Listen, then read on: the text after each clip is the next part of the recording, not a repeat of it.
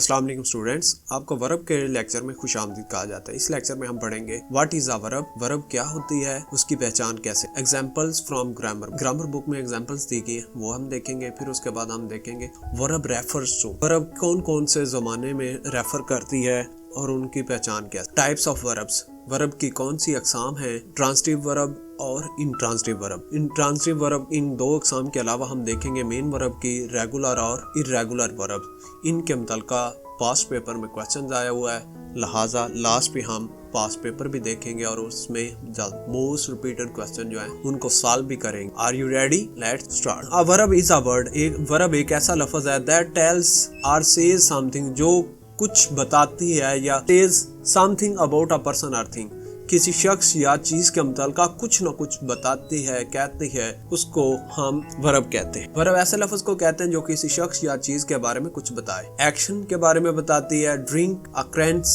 Develop, state of, या फिर किसी चीज के स्टेट ऑफ बीइंग के बारे में। We can not make a sentence without a verb, हम वर्ब के बगैर इंग्लिश का कोई भी सेंटेंस नहीं बना। वर्ब इंतहाई जरूरी है और इसकी अंडरस्टैंडिंग भी बहुत ज्यादा जरूरी। The sun rises from the east, सूरज मशरक से तलू होता है। यहाँ पे ये जो राइजेज है ये हमें सन के बारे में बता रहा है, और अगर हम इस राइजेस को हटा दें, ये जो बाकी अल्फाज हैं ये अपना वजूद खो देंगे, अपना माना जो है कि वो मीनिंगफुल नहीं रहेंगे, जितना कि ये एक लफ्ज के इनको मीनिंगफुल बना रहा है, एक यूनिट बना रहा है। अगर इस लफ्ज को हम हटा देंगे तो मीनिंग की जो यूनिटी है वो खत्म हो जाएगी। The sun rises from the east, सूरज मशरक से तलू होता है। She has learned her lesson, यहाँ पे लर्नड जो है ये वर्ब है। She has learned her lesson, वो अपना सबक याद कर चुकी है। अगर हम इस लर्नड को हटा दें तो इंग्लिश का फिक्रा नहीं बने, सेंटेंस नहीं बने। तो ये लर्नड शी के बारे में बता रही है। शी ने क्या किया? उसने लर्न किया। क्या लर्न किया? लेसन। नेक्स्ट देखे, गर्ल्स वर सिंगिंग, लड़कियां गा रही थी। सिंगिंग, सिंगिंग कौन गा रही थी? गर्ल्स, गर्ल्स के बारे में ये बता रहे। अगर सिंगिंग को हटा दे तो ये जो है फिक्रा खत्म। नेक्स्ट देखें, ही स्पीक्स द ट्रूथ, वो सच बोलता है। ही, वो स्पीक्स बोलता है, द ट्रूथ सच, वो सच बोलता है। तो यहाँ पे स्पीक्स जो है ये ही के बारे में बता रहा है कि क्या करता है, क्या उनसे एक्शन करता है। स्पीक्स ट्रूथ, क्या बोलता है? Truth, such. A verb refers, कोई भी वर्ब है वो रेफर करती है। उसका रेफर का मतलब कि वर्ब के टेंस कितने हैं। A verb may refer to present time, मौजूदा वक्त में रेफर कर सकता है। A verb that refers to the present time is said to be in present tense. ऐसा वर्ब जो present time की तरफ रेफर करे उसको हम, उस वर्ब को हम कहते हैं ये वर्ब present tense। सेकंड जो है वो है past tense, past time की तरफ भी वर्ब जो है वो past time की तरफ भी रेफर कर सकती है। अगर a verb that refers to the past time is said to be in past time, ऐसा वर्ब जो पास्ट टाइम की तरफ रेफर करे उसको कहते, उस वर्ब को हम कहते हैं कि ये वर्ब का पास्ट टेंस। फ्यूचर टाइम, आने वाला वक्त। A verb that refers to the future time is said to be in the future tense, ऐसा वर्ब जो फ्यूचर आने वाले वक्त की तरफ रेफर करे, इशारा करे, उसको हम कहते हैं कि ये वर्ब अब फ्यूचर टेंस। आई होप यहाँ तक आपको क्लियर हो गया होगा। नेक्स्ट देखते हैं टाइप्स ऑफ वर्ब। वर्ब की कितनी एक्साम्स है? बेसिकली दो मेन टाइप्स हैं। पहली है प्रिंसिपल या मेन वर्ब, प्रिंसिपल वर्ब या main verb. It has three forms which are used different, it has three forms which are used different. Principal जो मेन वर्ब है इसकी तीन फॉर्म्स होती, बाकी जो वर्ब्स हैं उनकी तीन फॉर्म्स नहीं होती, जबकि मेन वर्ब की तीन फॉर्म्स होती है। जैसा कि अभी हमने पीछे पढ़ा, फॉर्म्स क्या है? रेफरेंस होता है कि पास्ट टेंस में, प्रेजेंट टेंस में है, पास्ट टेंस में है या फ्यूचर टेंस की तरफ रेफर करते हैं, ये उनकी फॉर्म्स है। हेल्पिंग वर्ब, तो इसको ऑक्सिलरी भी कहते हैं, उर्दू में इसको इमदादी फेल कहते हैं। These verbs assist main verb in sentence, sometimes are used as main verb. बाज़ औक़ात अगर ये फिक्रे में मेन वर्ब के साथ आए तो ये फिक्रा बनाने के लिए मेन वर्ब की मदद करता है। अगर फिक्रे में मेन वर्ब नहीं है तो जो हेल्पिंग वर्ब है ये बतौर मेन वर्ब का भी काम करता है। कब मेन वर्ब के तौर पर भी फंक्शन परफॉर्म करता है? जब इसके साथ मेन वर्ब नहीं है, मेन वर्ब मिस है तो ये मेन वर्ब के तौर पर भी इस्तेमाल होता है। वो कौन कौन से हैं? बी की फॉर्म कौन कौन से? Is, am, are, was, were. Has की फॉर्म कौन सी? हैज, हैव, हैड, बिन वगैरह। डू, डिड, डन वगैरह। इस तरह की जो भी हेल्पिंग वर्ब्स हम टेंसेस में इस्तेमाल करते हैं वो सारे के सारे हेल्पिंग वर्ब और ऑक्सिलरी कहलाते हैं। नेक्स्ट देखिए ट्रांसिटिव और इंट्रांसिटिव वर्ब।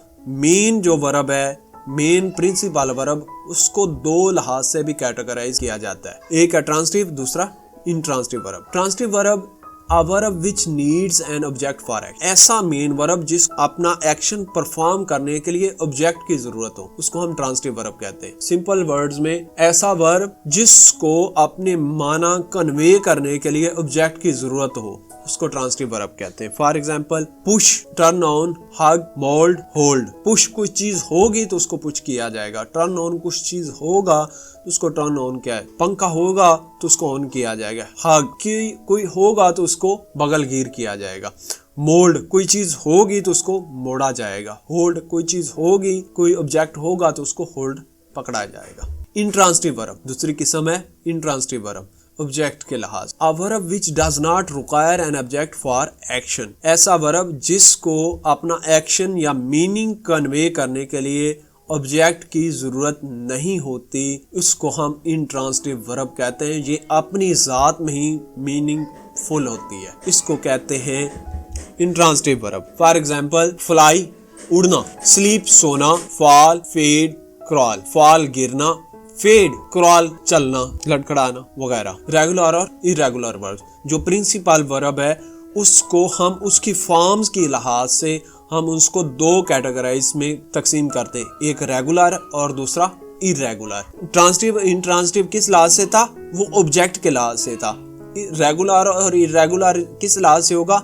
ये उसकी फॉर्म्स की, वर्ब की फॉर्म हम अक्सर पढ़ते हैं, वर्ब की पहली form, second form, third form या फोर्थ फॉर्म। तो ये जो फॉर्म के लिहाज से उसको कैटेगराइज है, उसको हम रेगुलर और इरेगुलर दो किस्मों में तकसीम करते हैं। Regular verbs forms their past tense and past participle verb adding ED या डी।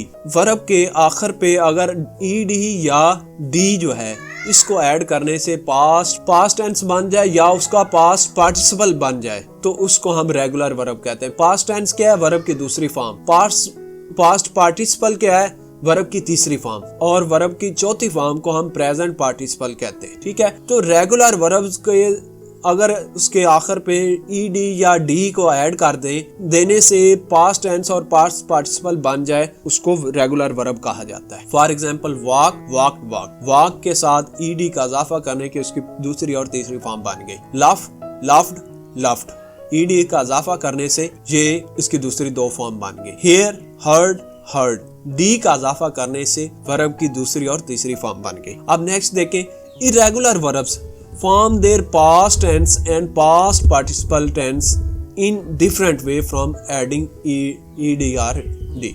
जो ऐसी verbs जिनको दूसरी और तीसरी फॉर्म ed या d का इजाफा करने के अलावा किसी और तरीके से बनाया जाए तो उसको irregular verbs कहते हैं। For example sit, sat, sat। Sit दरमियान में उसका जो वावल है उसको चेंज किया गया। सिट आई को ए में बदला गया है और दूसरी फॉर्म भी वैसी, सिट, सैट, सैट। नेक्स्ट देखें, इसमें भी जो है कि इसका वावल को चेंज किया गया है। रिंग, रैंक, रंग। लेकिन ये तीनों की तीनें डिफरेंट फॉर्म है, तो ये इरेगुलर वर्ब। और कुछ ऐसी फॉर्म्स भी हैं जिनकी पहली, दूसरी और तीसरी तीनों की तीनों एक जैसी फॉर्म्स है। Cut, cut, cut. Put, put, put. Read, red, red. तो ये ऐसे ही है। ये है रेगुलर और इरेगुलर वर्ब का फर्क। आई होप कि ये रेगुलर और इरेगुलर वाला जो कैटेगराइजेशन है, इनकी एग्जाम जो है ये आपको क्लियर होगी।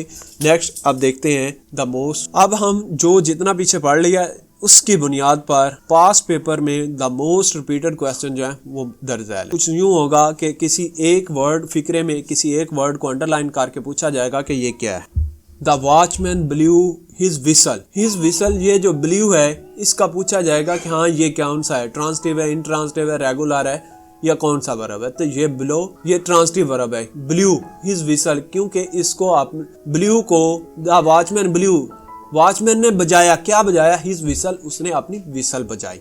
तो ये ट्रांसिटिव है, इसको आपने मीनिंग कन्वे करने के लिए ऑब्जेक्ट की जरूरत है, तो ये ट्रांसिटिव वर्ब है। तो ये सरगोदा बोर्ड में 2017 में क्वेश्चन आया हुआ है। Next, I hear a noise here, यहाँ पे उसने पूछा, हेयर को अंडरलाइन करके उसने पूछा है कि क्या ये रेगुलर है या इरेगुलर। हेयर की आपको अगर फॉर्म्स आती हैं तो आपको पता चलेगा कि ये रेगुलर है या रेगुलर। जैसे कि पिछली स्लाइड में हमने पढ़ा कि हेयर की दूसरी फॉर्म हर्ड, तो ये ईडी का इजाफा करने से बन गया, तो ये एक रेगुलर वर्ब है। The sun shines bright, the sun shines bright, ये क्वेश्चन जो है साहिवाल बोर्ड में 23 में आया हुआ है। और शाइन्स जो है, द सन शाइन्स, सूरज चमकता है, ब्राइट रोशन, shines, the sun shines, moon shines, ये अपने आप में एक यूनिटी का मीनिंग फुल कन्वे कर रहा है, लेकिन इसको ऑब्जेक्ट की जरूरत नहीं है, लिहाजा ये इंट्रांसिटिव वर्ब है। ये साहिवाल बोर्ड 23 में क्वेश्चन आया हुआ है। ये था अब तक